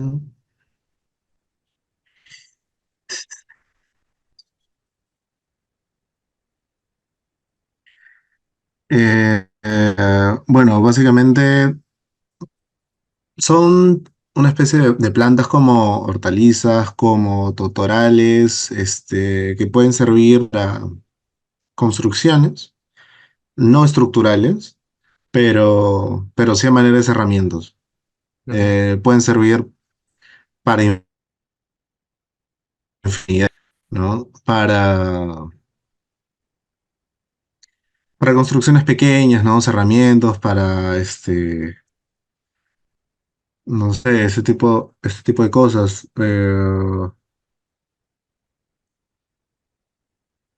Claro, claro, claro, claro, sí, sí, sí, sí, Mm, entiendo.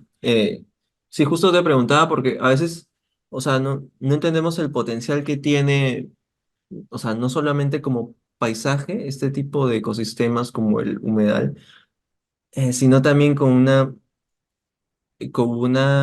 cualidad productiva, ¿no? O sea, puede ser un tipo de paisaje productivo también que o sea, que permite a la gente un ingreso extra, ¿no? A la gente del barrio de repente, o una manera de intervenir sus viviendas, como tú dices, sembrando totorales o sembrando caña, ¿no? Que tenga un poco más de mm, sensibilidad con el medio ambiente, sobre todo porque mm. ya vivimos en este paradigma del calentamiento global, ¿no? Del cambio climático, que ya en verdad ya sabemos que es irreversible, ¿no? Pero no por eso vamos a perder la sensibilidad con nuestras Ujú, intervenciones arquitectónicas.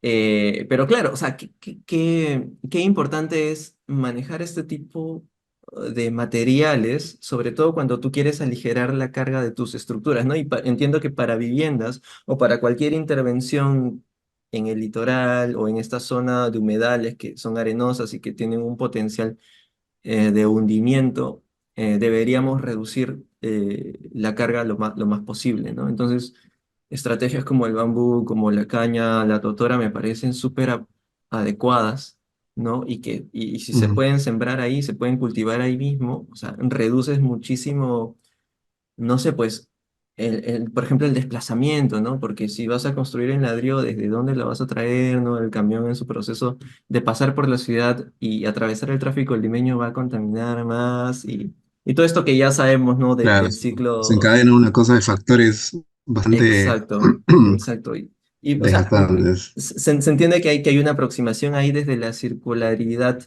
de los procesos constructivos, ¿no? Y incluso estamos pensando de repente en la eventual degradación y de que esto no sea eh, de carácter permanente, ¿no? Sino que va cambiando. Al igual que el paisaje va cambiando, las estructuras se van adaptando, las familias van creciendo, decreciendo, se van mudando, ¿no?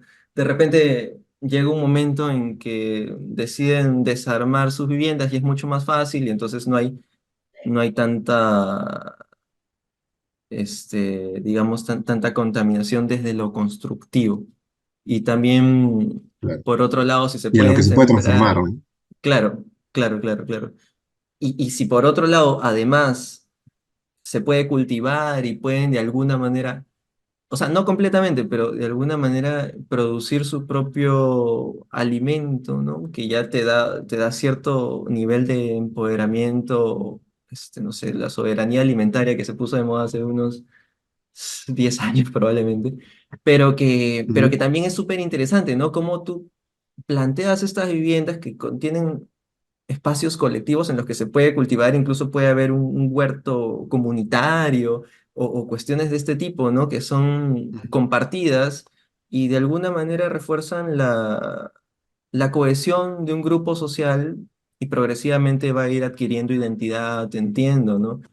Y eso es lo que Claro. deberíamos recuperar, sobre todo en estas épocas en las que estamos tan ensimismados, ¿no? Tan viviendo por nosotros mismos y este sentido de la colectividad se ha perdido bastante. Este, nada, muchas gracias, Carlos. Esa fue una extensa reflexión que nació a partir de tu exposición y te agradezco bastante por la oportunidad que tú nos das a nosotros de poder entender esta realidad, ¿no? Hasta ahorita no, o sea, yo conocía que existían estos cultivos cerca del aeropuerto, pero no conocía la situación específica de este barrio, de Sarita Colonia y de Tiwinza, ¿no?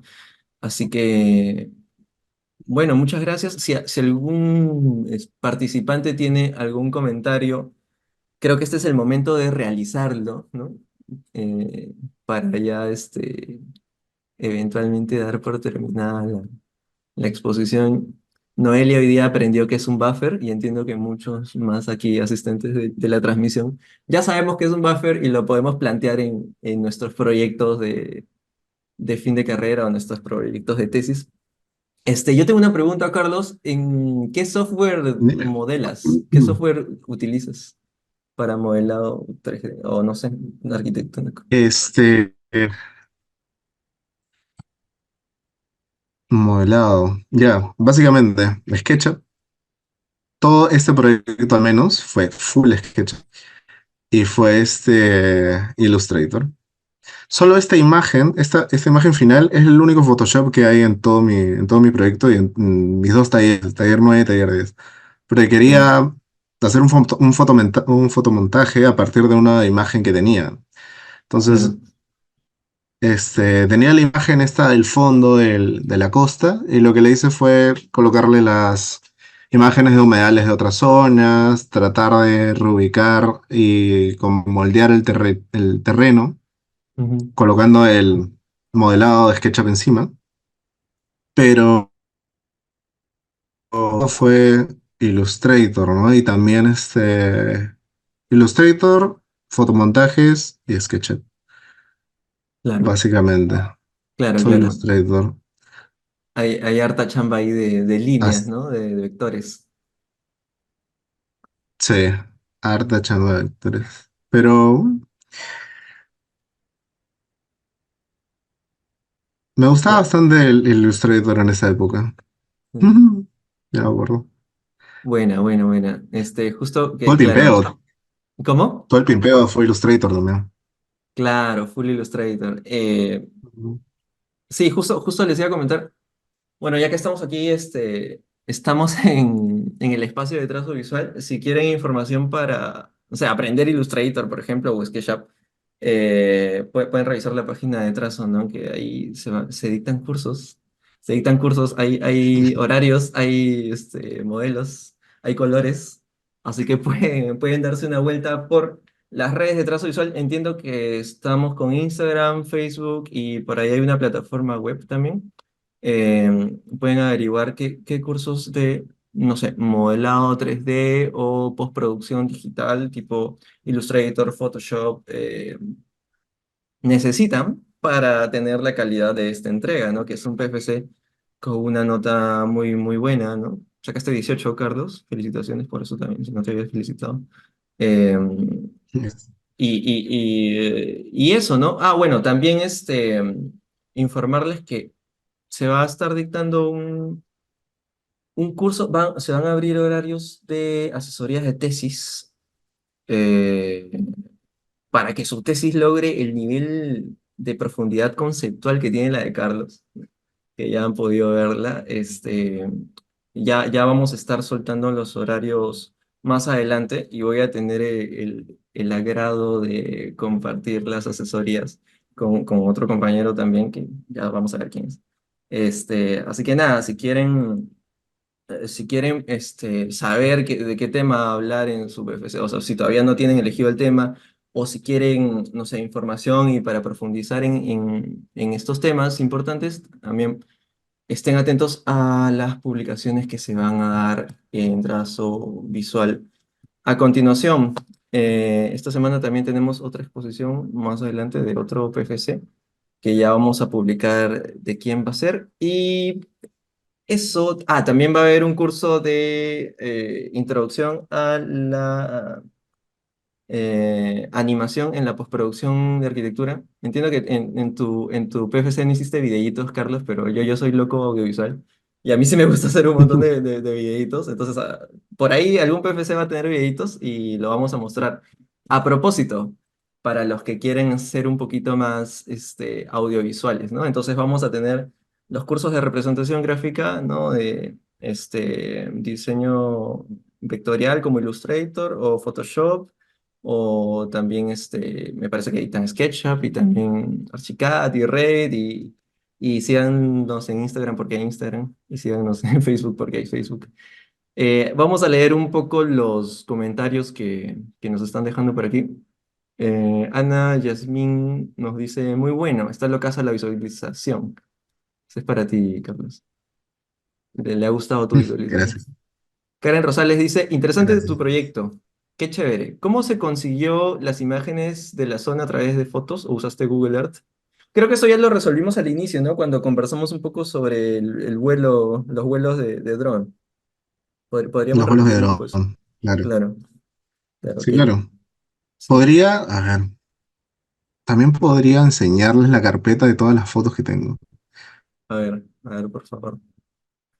Pero, porque es algo también interesante de mostrar. A ver. Pero sí, básicamente todo fue gracias a las imágenes por dron, que las aprovechaba para hacer distintos diagramas, distintas cortes conceptuales. Claro. No, espero que no me hayan eliminado mi drive.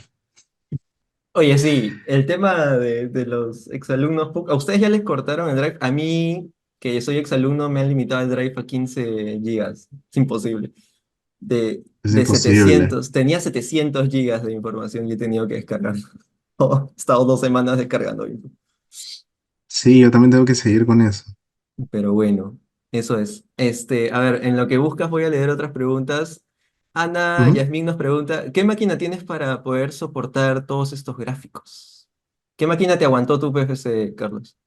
Uy, no, lo bueno es que mi laptop, o sea, justo tengo una nueva laptop desde hace poco, pero con la que hice el PFC era una HP del 2015. O Ya, sea, era una HP que ya estaba bastante, como que,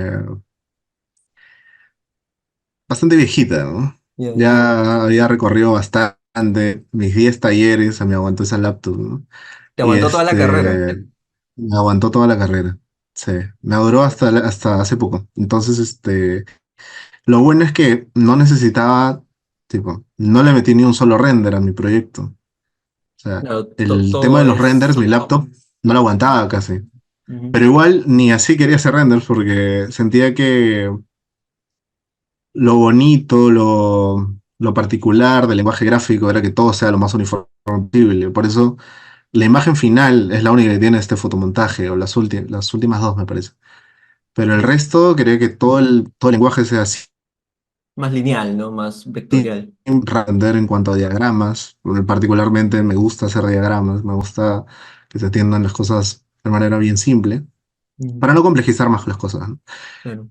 Entonces, menos mal, Illustrator, para usarlo necesitas una buena RAM, nada más, Ujú, para que te aguante la cantidad de links que necesitas, sobre todo en proyectos urbanos, ¿no? Necesitas bastante RAM ujú. para que te pueda leer todas las ¿Cuánto, líneas del sketch. cuánto de RAM tenías? 32. 32 gigas de RAM. Muy bien. Sí. Bastante, bastante. Pero tuneadas a la laptop, porque Claro. si no, no Entiendo aguantaba, que no una aguantaba tanto. tarjeta dedicada, ¿no? Una tarjeta NVIDIA, no sé, calculo 3060 por ahí.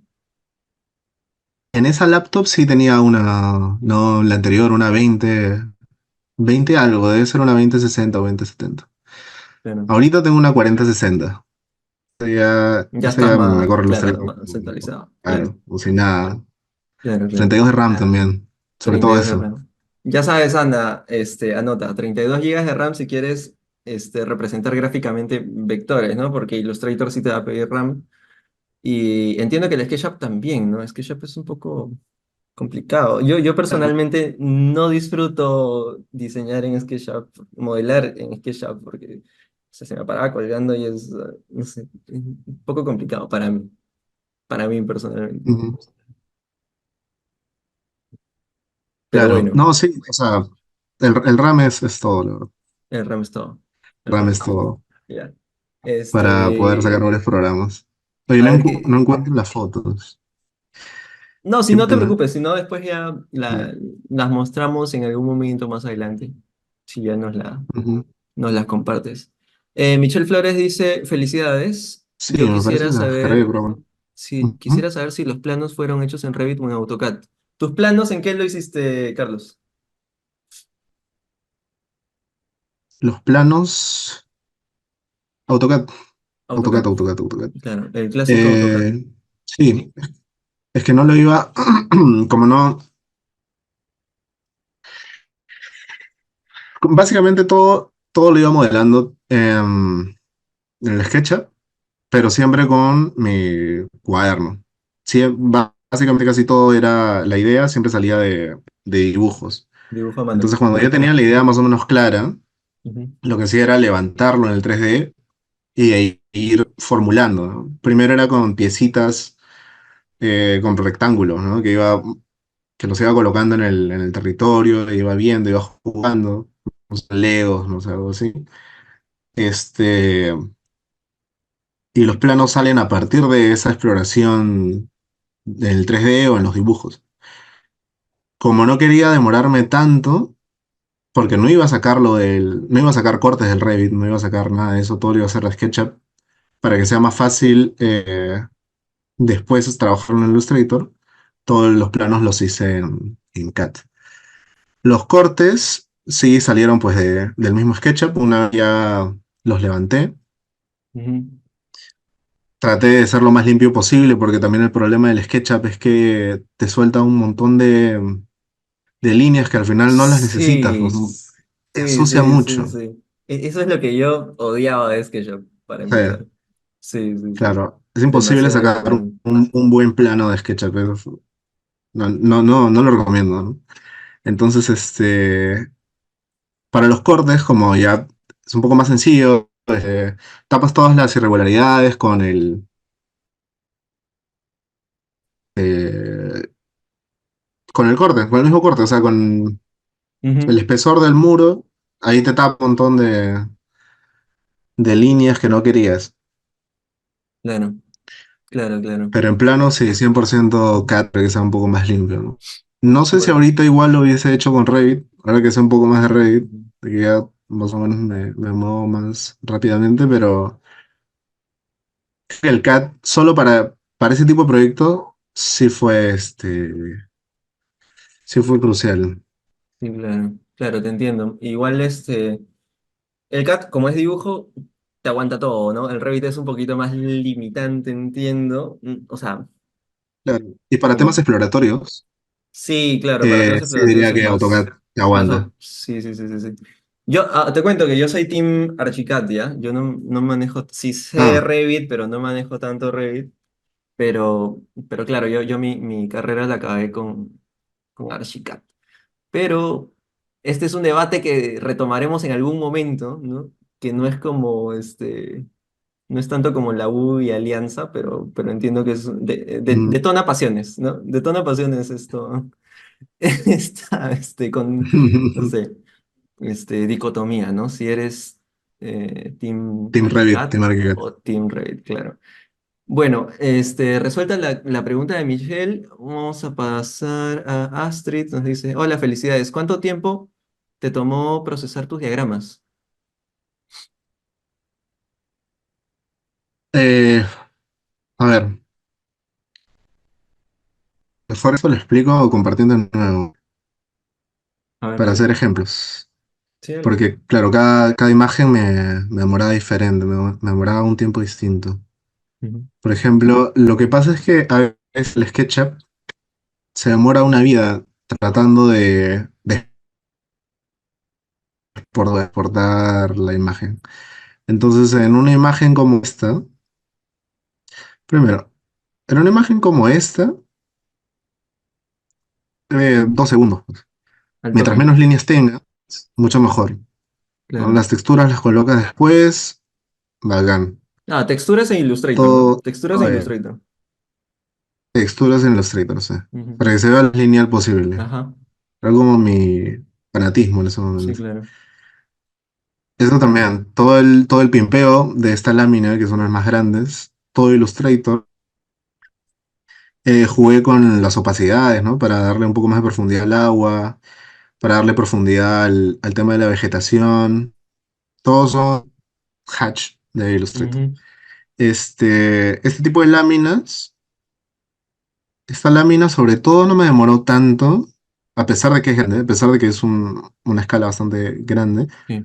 por- porque tenía controlado el tema de usar cajitas para representar las casas, porque si utilizaba mi modelado de todas las casas, Uf, no. este, pucha, se iba a Ajá. demorar, ahorita hubiese seguido seguramente. Claro, claro. Es que hay que ser estratégico, ¿no? Porque si sabes que no se va a Claro, ver, entonces no lo pones, obviamente. a ver, hice una prueba y se veía fatal, pues, ¿no? Se veían, líneas, se Una veía todo un bloque mancha, negro, una por mancha la negra. cantidad de líneas que tenía, sí. Claro. De ahí en este tipo de gráficos, se demoró un poco más, ¿no? Por la cantidad de líneas que había. O sea, no solo es que era un dibujo más complejo, sino era que el dibujo tenía paneles que tenían muchas rayitas, como de listones de madera. Los Ujú. listones de madera es lo peor que puede, es el peor enemigo de SketchUp, creo, porque Claro. todo proyecto que le he puesto listones de madera, tipo para hacer, eh, no sé, se me fue el nombre de la mente, pero para hacer panel, fabricar fácilmente, no sé. Es Claro. triple y varias maderitas. Ujú. Te demoras un montón porque el SketchUp se demora en procesar cada una de las líneas. Acá era primero hacerlo por capas. La primera imagen 3D que pasé de SketchUp a PDF fue el fondo. Una vez pasé el fondo, esta manzana de acá, o esta agrupación, por así decirlo, ¿no? Pasé la agrupación A, luego Ujú. pasé la agrupación B y después pasé la agrupación C. Y esas las coloqué en el Illustrator sobre otra. Claro, no es que trabajaste una única vista con toda la información, sino que tenías varias capas y ya las juntabas en Illustrator. Claro, siempre por capas porque si no Claro. se demoraba mucho, ¿no? Si trataba de procesar todo, una vez me acuerdo que yo me iba a dormir siempre pensando en que en las siguientes 4 horas que iba a estar durmiendo se iba a terminar de procesar. Y me pasó que no se procesaba. O sea, me despertaba y seguía pensando en mi laptop. Claro. Entonces, el tema de trabajarlo por capas hace que, claro, ocultas información y pases y solo sin mover la cámara, porque si mueves la cámara se malogra todo. Claro. Y vas pasándolo poco a poco, ¿no? Y lo vas colocando en el sketch. Y así. Entonces, claro, el tema, Esa o es sea, la. cuando tenemos limitaciones, no sé, tecnológicas, aparece la estrategia, ¿no? Entonces, la necesidad es la Sí, madre de la inventiva. Así que es eso, ¿no? Es estrategia, es pura estrategia. O sea, abordar un PFC no solamente es la idea, ¿no? Sino también el cómo, ¿no? El cómo desarrollarlo, incluso el cómo mostrarlo, porque entiendo que la exposición también es súper, súper importante, ¿no? ¿Cómo lo cuentas? ¿Cómo cuentas tu proyecto? Y si dejas en claro todas las aristas que estás abordando, ¿no? En tu caso de estudio. Yo creo que lo has hecho bastante bien y claro, acompañas tu exposición con una gráfica de muy buena calidad y eso entiendo que lo agradece el jurado bastante. Lo agradecemos nosotros, ¿no? Porque nos ha quedado súper claro. Así que nada, vamos a leer una pregunta más. Dice, hola, para Mayra, dice, ¿para todo el estudio de paisajismo leíste libros en específico o llevaste entiendo que llevaste algún curso, o de qué manera adquiriste conocimientos sobre paisajismo? este,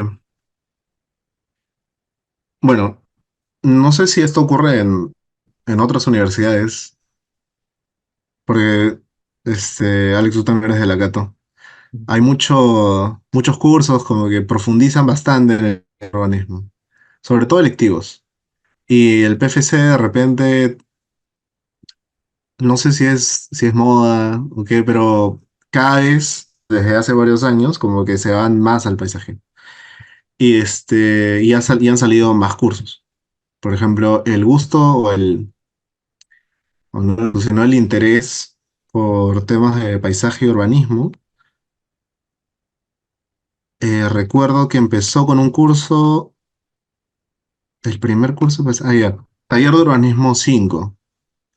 No sé si tú lo llevaste, lo conoces, pero era un electivo de De Gustavo Díaz. No, Gustavo Díaz. no lo llevé porque ese apareció después que yo egresé. Ah, ok, ok. Sí. Bacán, o sea, ahí aprendí bastante el tema del paisajismo, el tema de los conceptos. Lucho, o sea, en mi taller 9 y 10. Y y claro, él también tenía bastante interés en temas de humedales, de la costa de Lima y eso. Entonces, como que ahí fui rescatando bastante información, bastante información sobre el Callao, sobre los humedales, sobre las posibilidades que tiene el paisajismo y el urbanismo cuando se juntan. Después de eso llevé otro curso que se llamaba Laboratorio de Urbanismo, me parece, con Carlos y Pedro, pero no me acuerdo sus apellidos. Este, también, otro No, curso no, en el ese que sí no hablábamos lo sé de... tampoco. ¿No lo sacas? Ese curso, No, no me también acuerdo. abordamos estrategias de paisajismo, estrategias de proyectos que tienen mucho que ver con el ecosistema, ¿no? Proyectos básicamente urbanos. Y justo esto los llevo antes de empezar 9. Entonces yo empiezo taller Ujú, 9 y ya nutrido con estos cursos, pero como te comentaba al principio, yo primero llevé un taller en el que básicamente me iban conduciendo hacia hacer una arquitectura un poco más, hacia un proyecto en el que todos terminaba siendo un edificio claro. con ligeras estrategias urbanas. Que el edificio era el protagonista, digamos, Era el del protagonista, ¿no? proyecto, Entonces, ¿no? ajá, era en Sarita Colonia, era en Tiwinza, cerca al mar, justo igualito a lo que hemos visto, o sea, el mar del territorio, en la zona. Ujú, ujú, Pero ligero uso de estrategias proyectuales urbanas muy pequeñas alrededor de este edificio. ujú. Digo, al final las posibilidades que yo le vi a este proyecto iban mucho más allá. Claro, claro, claro, claro. Este, Ujú. y claro, terminé por modificar absolutamente todo. O sea, empecé en el nuevo taller y me fui, no sé si me fui en floro con las cosas que presentaba, pero al final cuajó, ¿no? Al final, Claro, menos mal cuajó. pero, Este, pero, pero que, o sea, qué importante que, o sea, que hayas podido tomar esa decisión, ¿no? Porque, o sea, alguno podría seguir un poco por inercia, ¿no? Pero eso ya demuestra un poco la madurez profesional que uno tiene, ¿no? O que ya has adquirido a lo largo de tu carrera, ¿no? O sea, de saber darte cuenta que, pucha, este taller en verdad no me está permitiendo llevar el proyecto por donde yo quisiera o por donde yo le veo potencial. Entonces, ¿qué hago? Me cambio de taller, pues, ¿no? O sea, si eres realmente honesto con tu voluntad, ¿no? De lo que tú ves, de las posibilidades que le ves a tu proyecto y a tu caso en particular. claro. Nada, te felicito también por eso, porque en verdad está muy bueno. Eh, por ahí nos respondieron, ya, Carlos Espinosa y Pedro Mendoza, dice Valeria. Gracias, Valeria, por la E- acotación. Los profesores Exactamente, del ellos mismos. Laboratorio de Urbanismo. Pues. Yo te cuento que yo llevé un curso de espacio público en el cual conocí a Susana López, ¿no? Que es una excelente Ya. profesora, urbanista y habla bastante del paisaje también. O sea, fue como que mi primera aproximación en serio a temas a pesar de que ya había llevado urbanismos, ¿no? Todos los urbanismos de la Cato, pero este me dio como una mirada distinta y por eso te preguntaba al inicio si conocías un poco la chamba de Susana, pero entiendo que ya también has llevado otros cursos y también estás entendido del tema del paisaje y del urbanismo. Y qué valioso, o sea, cómo enriquece el discurso, o sea, del proceso de regeneración de la vivienda en este caso, ¿no? Porque nuevamente, no nos centramos en el objeto, ¿no? En el objeto arquitectónico que fue ya de repente el paradigma del arquitecto moderno del siglo pasado, ¿no? De volver al objeto, digamos, casi una obra de arte, pero en verdad dejas de lado su función social en este caso, ¿no? O paisajística o no Mm, sé, ¿no? Entonces, es un poco tomar la decisión de que el arquitecto muera en protagonismo, o sea, es aprender a ceder un poco el protagonismo, ¿no? De la acción arquitectónica, o sea, de transformar un objeto y hacerlo ostentoso o hacerlo, este, no sé, pues llamativo, ¿no? Para moderar un poquito y de repente profundizar más en la estrategia, ¿no? Profundizar más en las personas. mm. Este, y en los ecosistemas, ¿no? Y las personas dentro de los ecosistemas, ¿no? Que es como una mirada súper contemporánea y también te felicito por eso, por poner sobre esta mesa virtual estos temas, ¿no? De debate. Súper interesante. Hay otra pregunta más. Nos dice Alejandro Casabona, nos dice, hola, interesante exposición. ¿Cuánto tiempo le tomó plantear su tema de PFC previo al inicio del ciclo? Ya nos contaste un poquito, ¿no? Sí,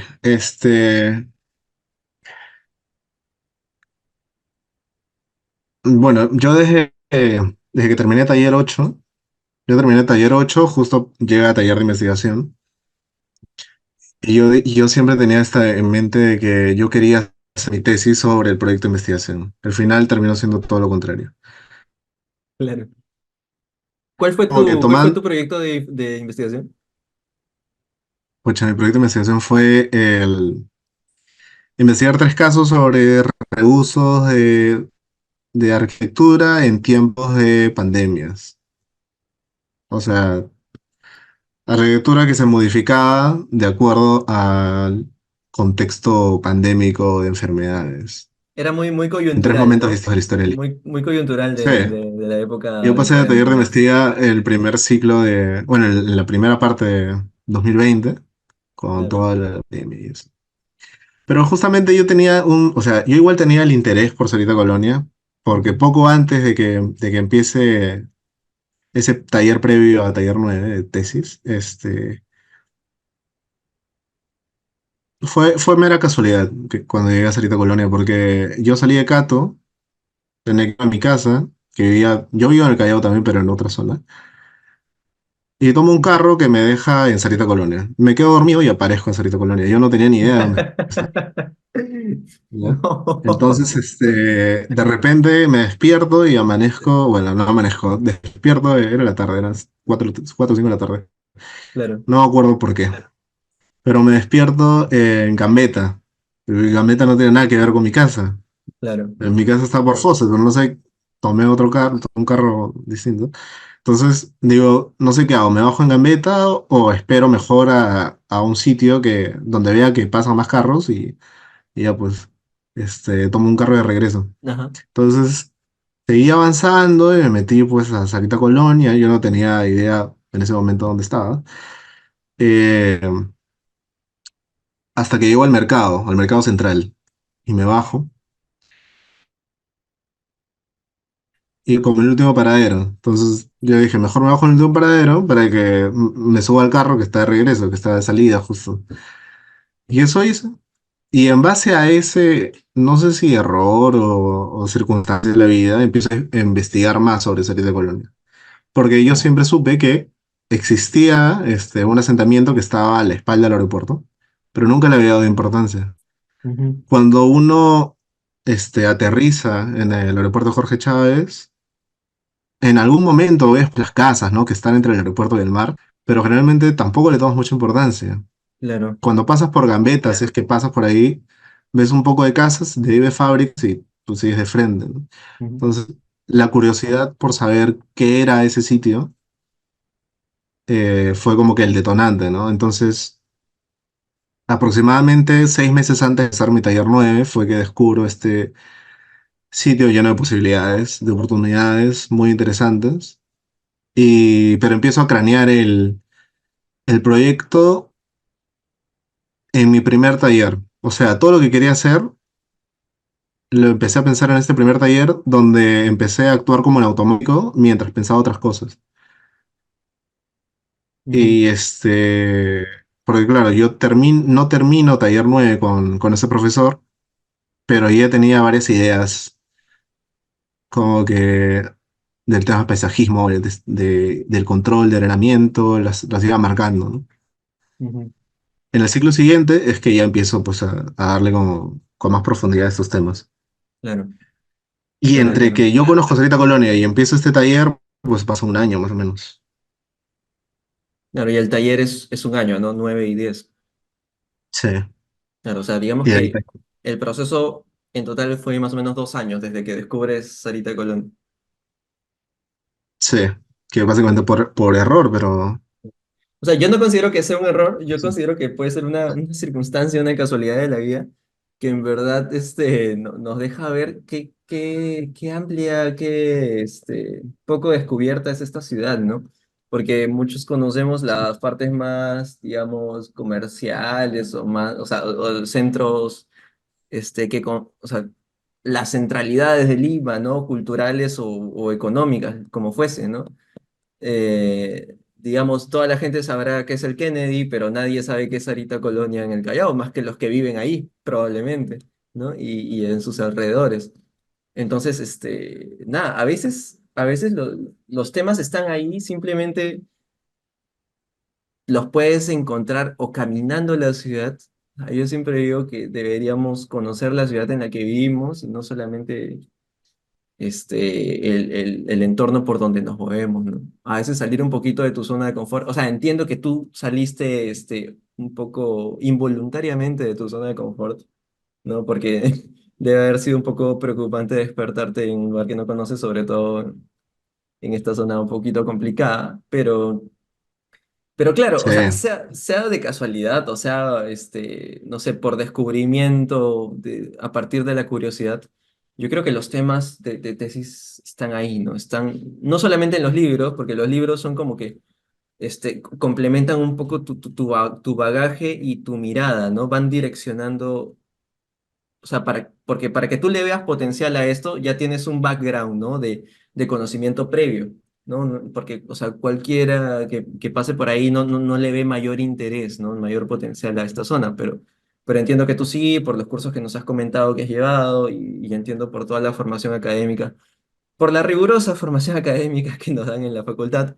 Y por eso, sí, claro, y por eso creo que toda esa suma de aspectos, de valores, además de la casualidad y la suerte que también existe, ¿no? Porque tuviste, no sé si la suerte, la mala suerte al inicio, ¿no? De encontrarte en un lugar desconocido que te hace salir de tu zona de confort y empezar a pensar diferente, ¿no? Porque ya te pusiste probablemente en modo supervivencia y empezaste a claro. identificar los lugares seguros, ¿no? Entiendo cuando entras en un lugar que no conoces, primero identificas qué lugar es seguro, por dónde puedes caminar, con quién puedes hablar, sí, ¿no? ¿Dónde? Claro. Entonces, ese mapeo ya se hace un poquito por defecto, pero cuando tienes un background arquitectónico, ya se empiezan a ver algunas cosas, ¿no? Que para el resto podría pasar un poco desapercibida. Eso, eso me parece que ya fue la última pregunta. Nada, ya van a ser dos horas de transmisión. Ha sido bastante interesante la conversación. O sea, menos mal que Sí, no lo agarramos a un ritmo de PFC porque sentía que se iban a perder unas cositas ahí, un poquito de sustancia que han ido un poco agrandando nuestro bagaje no solamente arquitectónico, sino también cultural, social, al respecto de esta ciudad en la que vivimos muchos, ¿no? Los limeños. Muchas gracias, Carlos, por tu participación y muchas gracias por ser el primero de los expositores de esta serie de 4 exposiciones de PFCs eh, que se llama, ¿qué nombre le hemos puesto? Este, eh, tesistas seleccionados. Ya, tú fuiste el primer tesista tú elegiste esta fecha, ¿no? Probablemente. Así que eres el primer tesista seleccionado y vamos, bueno, de hecho me ¿cómo? consultaron si podía, Si o sea, yo no podías. decidí, me dijeron, me preguntaron, pero no me dieron otras opciones. Ah, Igual ok. yo normal, el 13 porque Fue un poco yo tengo coaccionada, clases, entonces. Un poco coaccionada sí, la. pero justo es que yo tengo clases martes, jueves, viernes. Ya, Entonces, es en la noche y yo, normal, perfecto. mejor. O era lunes o era miércoles. Igual la primera fecha que me propusieron, yo, bacán. Bravazo. Entonces, nada, bueno, reiterarte los agradecimientos por parte de Trazo Visual y personalmente también, porque ha sido un gusto conocerte. Te he conocido para la ocasión, espero que podamos seguir en contacto y también invitar a los participantes. Entiendo que este video está siendo grabado, no sé por dónde se va a compartir, de repente para la comunidad de Trazo. invitarlos también a que participen de la siguiente exposición que va a ser el día viernes, me parece. En todo caso, igual se estará publicando la fecha y el horario específico para que puedan hacer la inscripción correspondiente. Y nada, eso, muchas gracias por acompañarnos. No se olviden de compartir y de que ahí que van a haber cursos, ¿no? Como habíamos comentado, Trazo Visual les brinda cursos de representación gráfica para que puedan potenciar sus paneles y sus entregas finales y que estén al nivel de la exposición de Carlos, ¿no? Que hoy día ya nos contó sus trucos, ¿no? De representación.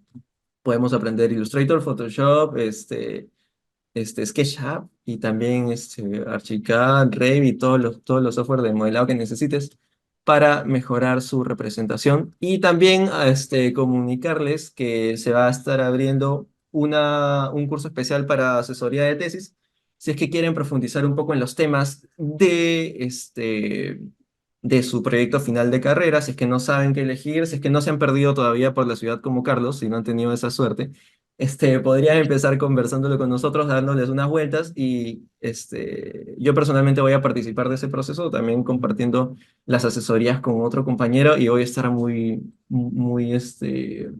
feliz de conocer nuevas propuestas. Vamos a seguir en contacto y nada, eso es todo por hoy. Carlos, si tienes alguna palabra de despedida, también puedes hacerlo. Nada, agradecerles al equipo de Trazo por la oportunidad también. Siempre es bonito volver a retomar un trabajo que pues me tomó bastante tiempo, que le puse bastante empeño y que le tengo bastante cariño. Y y nada, pues espero haber podido ayudar al menos a una persona, ya Claro, sea en tema de inspiración o tema gráfico o tema de lo que fuese, de estructura de tesis tal vez, no sé. Pero, pero nada, gracias de nuevo. Fue un gusto haber expuesto esta noche. Y ya, espero vernos próximamente. listo. Muchas gracias, Carlos. Muchas gracias a los participantes de esta noche y nos estamos viendo en la próxima edición de las exposiciones de los tesistas seleccionados. Muchas gracias y nos vemos. Hasta la próxima. Chao. Gracias. Chao, chao.